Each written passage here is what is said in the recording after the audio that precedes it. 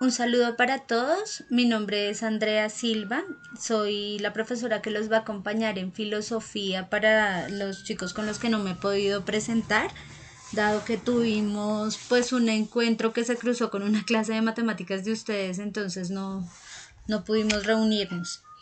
Eh, en el formulario que ustedes me enviaron, vi más o menos los temas que estaban trabajando.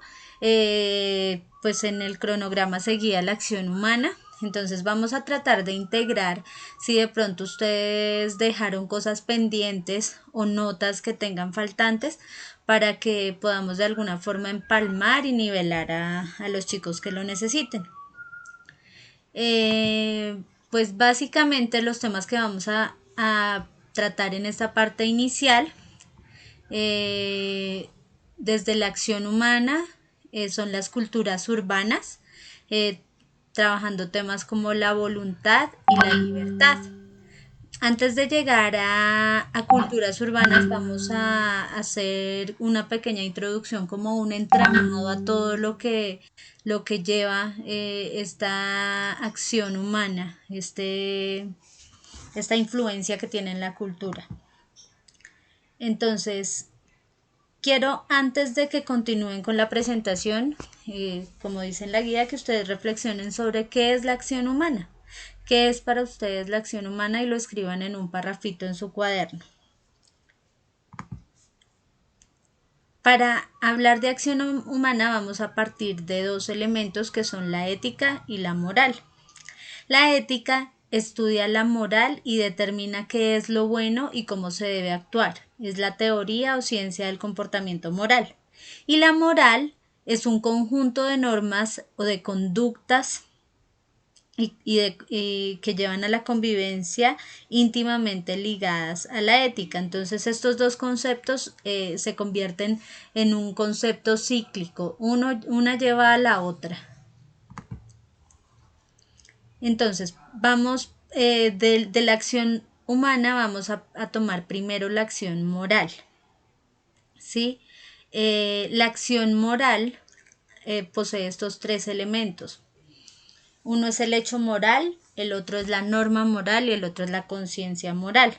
Cuando hablamos de hecho moral, estamos hablando netamente de la acción.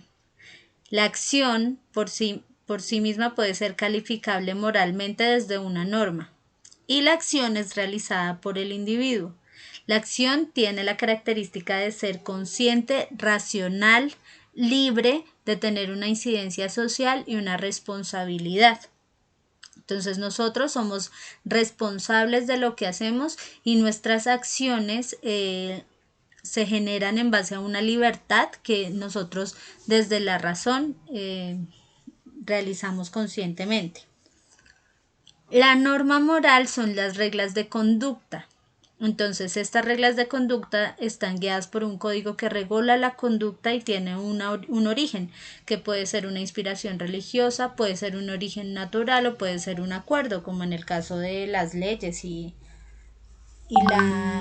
las organizaciones de los estados y demás. La conciencia moral está dada por unos esquemas mentales. Estos esquemas mentales pueden ser aprendidos. Desde allí se hacen los juicios, bueno, en general necesariamente son aprendidos porque nuestros esquemas mentales nosotros los vamos desarrollando a medida que vamos creciendo. Entonces digamos que los primeros esquemas mentales se generan en la familia, ¿sí? Y esto que aprendemos lo que hace de alguna forma es generar unos juicios morales que pueden ser cambiantes de acuerdo a los contextos que nosotros habitamos. Entonces, más adelante vamos a hablar de estos dos autores que hablan del desarrollo moral. Vamos a enfatizar un poquito en el tema de la moral, como la trabaja Piaget, pero entonces esto más adelante lo vamos a ir trabajando en la medida que nos encontremos. Bueno, para hablar de esta acción moral, tenemos que tener en cuenta unos niveles, o sea, todos partimos de una convención para poder llevar a cabo determinadas acciones humanas.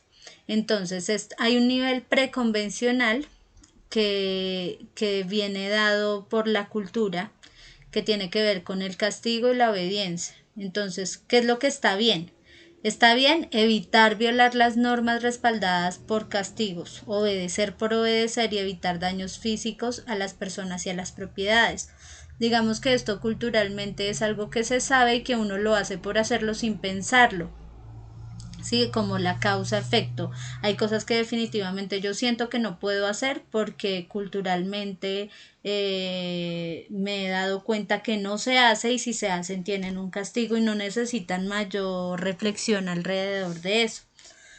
Sin embargo, pues nos damos cuenta en la cotidianidad que pasa, que las normas se, se infringen de muchas formas.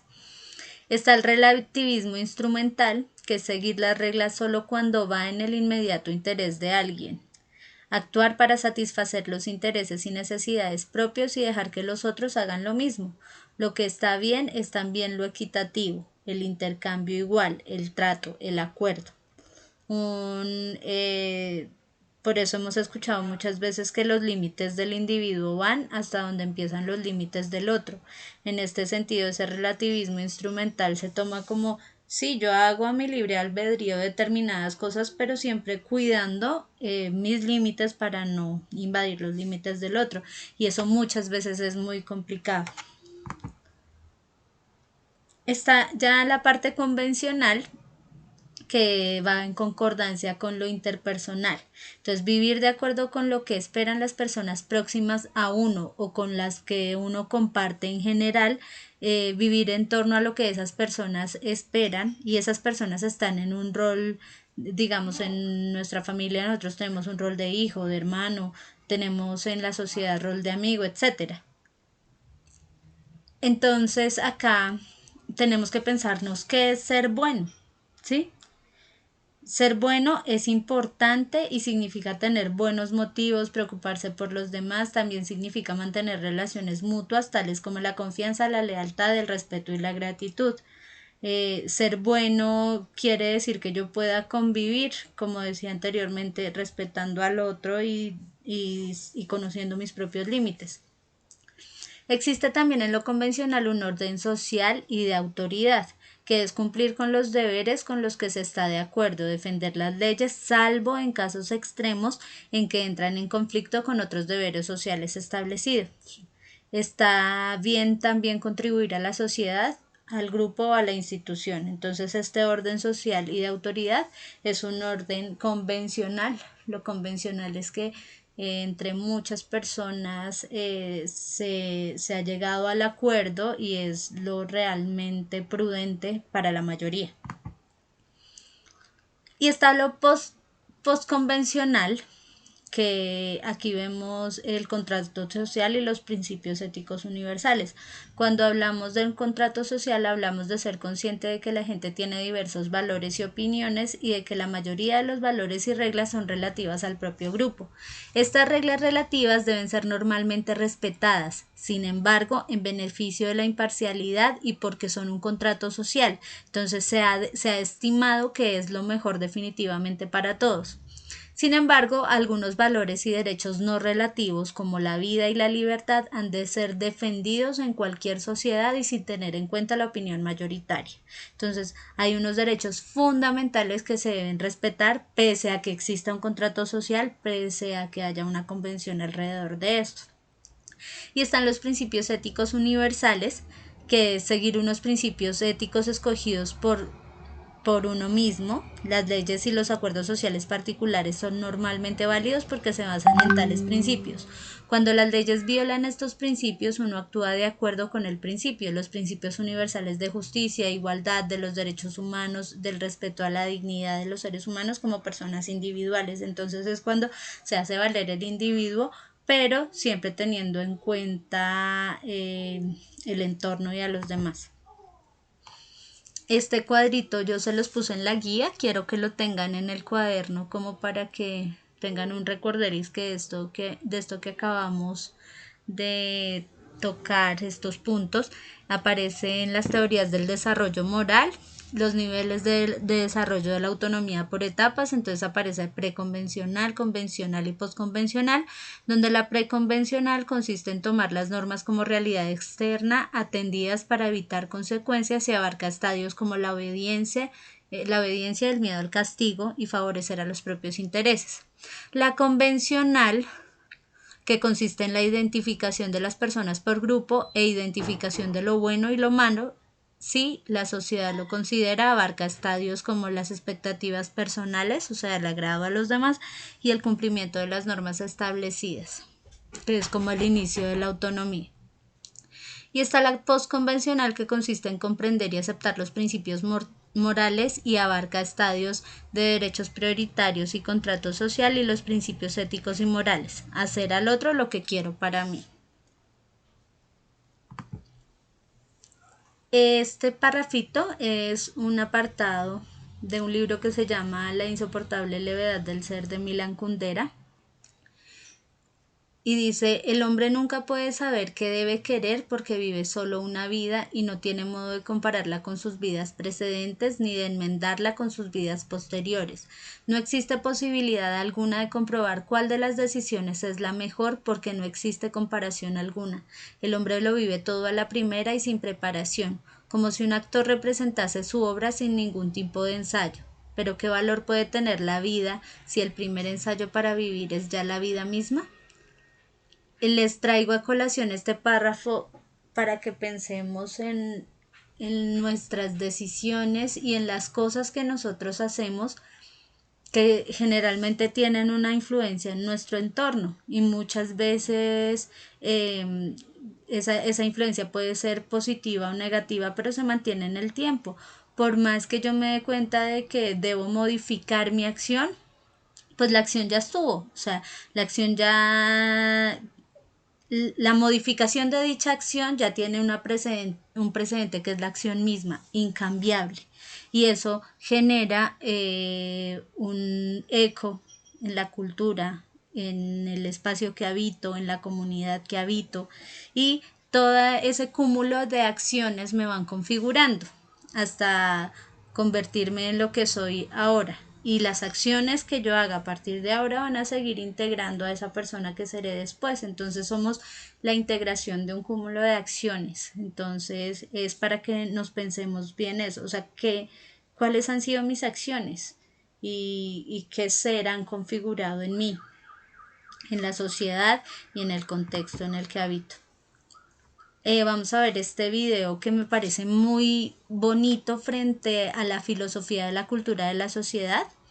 Antes de entrar a hablar de culturas urbanas, quiero que veamos un poquito el tema de la cultura y retomemos un poquito lo de Milan Kundera, con el sentido de qué hemos hecho y qué hacemos cotidianamente con nuestra cultura, cómo configuramos como individuos esa cultura a la que pertenecemos y que nosotros mismos formamos con cada acción cotidiana. Entonces vamos a ver el video.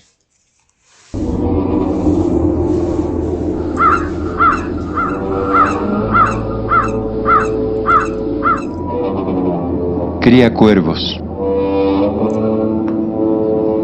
Nunca quiso escucharme. La cultura es el eje transversal de toda transformación revolucionaria. Un pueblo sin cultura solamente podrá aspirar al cemento armado y al último modelo de carro. La nueva clase media olvida pronto a quien posibilitó su ascenso y se convierte en estrella semanal del supermercado. La competencia empieza a ser la ideología de los más media y el vestido de marca se transforma en su piel. Dios es el mercado, el centro comercial la nueva iglesia y el cliente su esclavo fiel. La honradez, la lealtad, la solidaridad son lobos esteparios arruinados. El pueblo, gordo de avaricia, tambaleándose en la nueva realidad, no sabe qué hacer con lo que tiene. Le han caído del cielo los hospitales, las universidades, las carreteras, el trabajo, el sueldo mensual, las pensiones. Ahora sí puede carajear, ahora sí puede insultar, solazarse y manifestar su ego escondido. Ahora nadie le ningunea, puede hasta dilapidar y enseñorearse y pervertirse porque es su derecho. Nadie le quita su derecho. El Estado vigila y propone su derecho. Se le entregó el pez sin enseñarle a pescar. Analfabeto de principios y de símbolos, su egoísmo, su individualidad, su mediocridad, su ambición están garantizadas. Nunca quiso escucharme. Lo primero que define y permite una transformación es la cultura. Y la cultura es la percepción que tenemos del mundo, la forma en la que accedemos al otro, la posibilidad de llenar el espíritu de una sensibilidad bondadosa. Es la fuente de nuestro comportamiento y la herramienta para manejar el buen vivir en la sociedad, en la comunidad, el aprendizaje diario de la generosidad y el respeto al otro. En la televisión, denigrantes estereotipos de nosotros mismos. En el cine, la manera más sofisticada de asesinar a tu padre. En la política, falsos profetas. En la administración pública, prestidigitadores del hurto. En la escuela, el implacable ejemplo de las drogas. En la familia, la violencia y el alcohol como un mueble más. En la vida cotidiana, la grosería, el trato burdo, el insulto brutal. Amores eternos que terminan en la comisaría. Deseos de que a nuestros hermanos les azote otro terremoto por no pensar como uno. Por eso hay que llegar al pueblo con humildad. Por eso hay que tocar sus resortes guardados para que salte su sensibilidad. Por eso hay que llenarlo de poesía y de música, y de literatura y de teatro, y de la sabiduría y el ejemplo de los hombres y mujeres que construyeron la patria. Por eso hay que poner en sus manos el arte, la ética, la estética, porque si para algo sirve la cultura, es justamente para eso, para sensibilizarnos, para hacernos más comprensivos e incluyentes. Nunca quiso escucharme. Y ahora la ceguera de un pueblo aturdido, de un pueblo al que no se le dio la oportunidad de abrir su corazón a la cultura, da cabezazos, grita y blasfema, sintiéndose olvidado y herido, dispuesto a sacarte los ojos.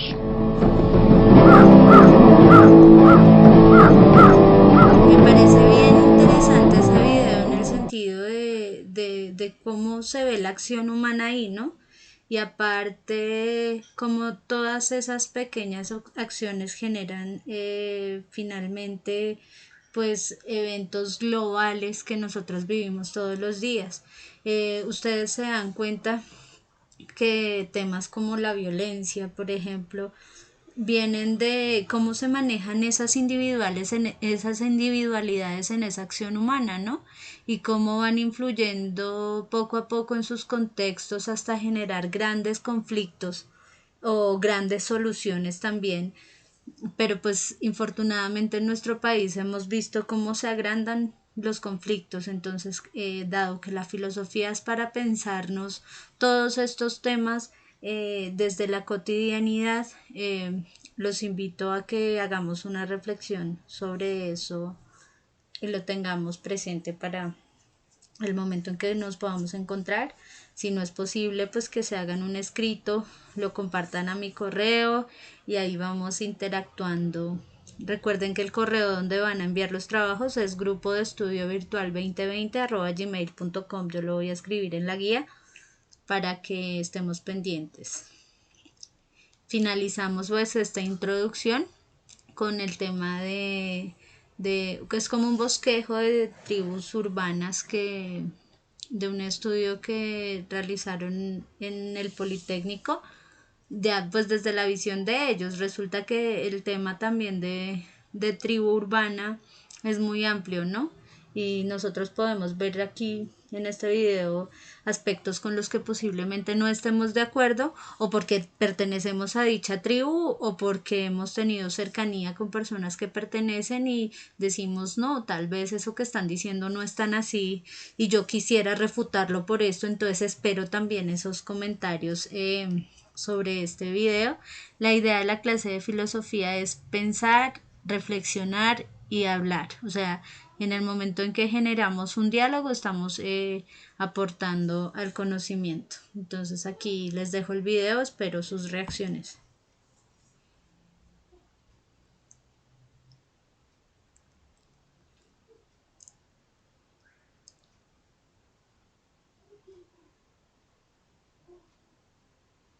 Bueno, está un poquito lento el video. Vamos a tener un poquito de paciencia. Y la idea también es como pensarnos todos estos temas desde la propia vivencia, ¿no? Desde la cotidianidad de cada uno de ustedes y cómo la está viviendo. Que la adolescencia es una de las etapas del desarrollo del ser humano. Esta etapa se manifiesta de diferentes formas en cada individuo y es para ello que existe la psicología, que estudia el desarrollo del ser humano desde una perspectiva física, intelectual, emocional y social y que nos da a entender las características del comportamiento desde el recién nacido hasta la vejez. Por esto hemos tomado el tema de las tribus urbanas en Colombia, ya que en su mayoría las diversas tribus existentes están conformadas por adolescentes entre los 12 y los 20 años aproximadamente. Estudiaremos su comportamiento dentro de estas tribus, qué los lleva a querer pertenecer a ellas y cuáles son las características que los llevan a encajar en cada una. Los metaleros surgen en Inglaterra a principios de los 70 como resistencia a la ideología hippie, en estrecha relación con los inicios del rock pesado. Su nombre hace referencia a los fuertes sonidos metálicos producidos por los grupos musicales. Su filosofía es existencialista. Las demás características pueden variar según el subgénero del metal: thrash, death, power, etc.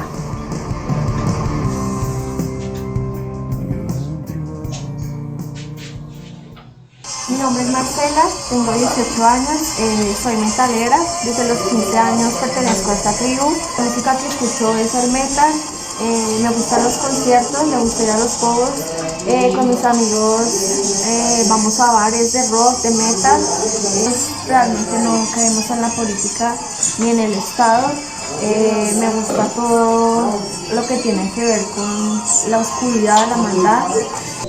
La cultura Hopper nació en el Bronx de Nueva York en 1970, en medio de las fiestas callejeras o block parties, que se pusieron de moda por las restricciones que tenían las personas de color para entrar a las discotecas. En las calles aprendieron el verdadero sentido de la vida, donde encontraron el apoyo y la compañía que no tuvieron en la sociedad clasista y racista que de una u otra forma los discrimina. La característica principal es la ropa talla XXL, las gorras, medallones grandes y tenis blancos. Esta tribu surge de un género musical derivado del hardcore punk, nacido a finales de los años 80 y que se diferencia de este por su sonido más lento y melódico. El término emo es apócope de emotional hardcore y hace referencia a las letras de las canciones caracterizadas por abordar variadas emociones y estados de ánimo. Las emociones son para ellos el centro de todo, aunque suelen destacar más las negativas, le dan una gran importancia al amor en sus vidas.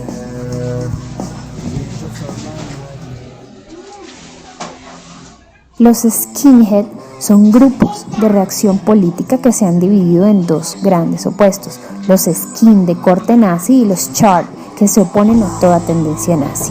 Los skin siguen la ideología nazi fundamentados en la limpieza y la higiene. Descargan su ira contra homosexuales o personas de color como otra forma de limpieza. Los sharp no son racistas, aunque mantienen los estándares de limpieza e higiene. Tanto skin como sharps se caracterizan por utilizar el pelo rapado, indumentaria de estilo militar, botas, pantalones ajustados y chaquetas bombers. Los punk nacen en Inglaterra entre 1976 y 77 como oposición a la decadencia de la cultura de la época, a la par con el auge de la banda Sex Pistols y su música enfocada a las letras de resistencia social. Usan crestas de diferentes colores, las camisetas y los jeans sucios y rotos, entre más estén contra la tradición, mejor. Las botas son de corte militar, sucias y con el metal al aire libre.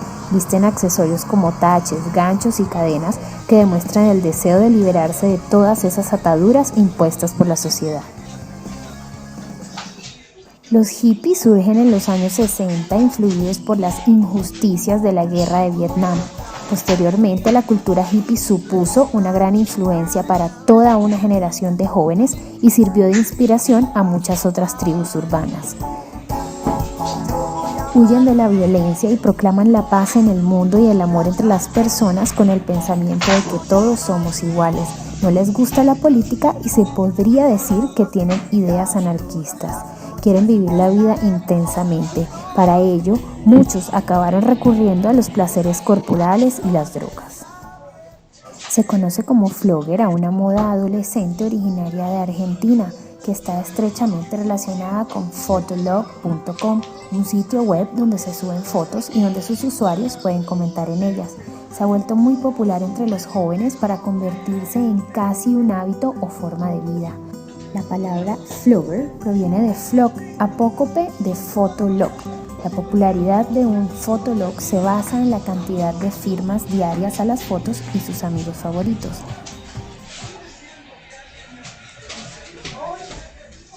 El skate es un deporte que se practica en una patineta o skate en cualquier lugar de la calle donde se pueda rodar. Está relacionado con la cultura callejera y bajo el nombre de este deporte hay una gran cultura.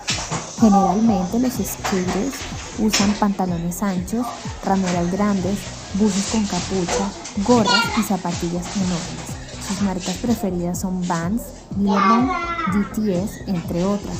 No tienen un estilo de música muy exacto, cada uno tiene sus gustos, aunque les gusta más el rock internacional como Linkin Park, Crazy Town y ese tipo de música.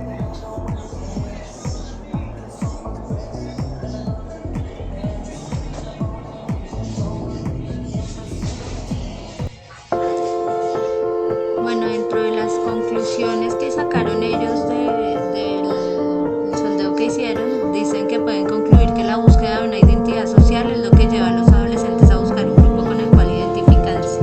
Coinciden en un momento normal y crucial para la búsqueda de su propia identidad. Todos saben lo complicada que es esta época para toda la familia, un periodo de inestabilidad emocional, de crisis de identidad, un momento en el que a los padres a veces les cuesta reconocer a su hijo como persona y creían que lo conocían porque la adolescencia pues marca eso. Según investigaciones, no solo hay cambios a nivel hormonal, sino también se producen drásticas modificaciones en el cerebro en esa etapa pues de la adolescencia. Ser miembro de un grupo es un factor clave para el desarrollo de la personalidad, además le brinda a la adolescente seguridad a nivel emocional, pese a que hay muchos jóvenes que no pertenecen a ningún tipo de tribu. El adolescente nuclear necesita ser diferente al estereotipo del modelo adulto que le ofrecen los padres. La prioridad es deshacerse del sentimiento de dependencia y pues eso genera un poco de rebeldía.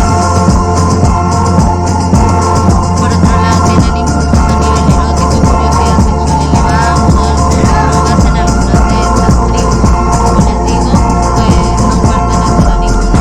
Es comprensible que muchos padres al encontrarse con las diferentes personalidades se involucren con sus hijos y se asusten pues se preocupen debido al conflicto que están viviendo los adolescentes.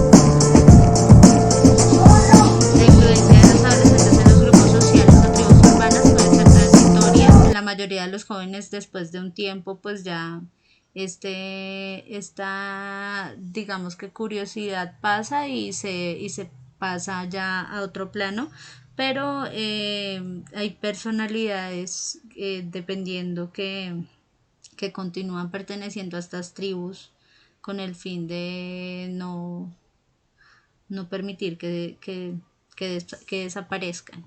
Entonces, ¿cuál es la idea? La idea es que teniendo en cuenta toda esta introducción, ustedes se vayan acercando a alguna tribu que conozcan o que pertenezcan y hablen alrededor de esa tribu, pero desde la acción humana y desde lo que implica esa acción humana en la cultura, que los identifica con cuáles son sus hábitos, sus características, qué acciones generan y cómo influyen en la cultura. Esta grabación va a estar en la guía para que ustedes pues puedan ver a grandes rasgos lo que hay que hacer y nos veremos en una próxima oportunidad. Un saludo para todos.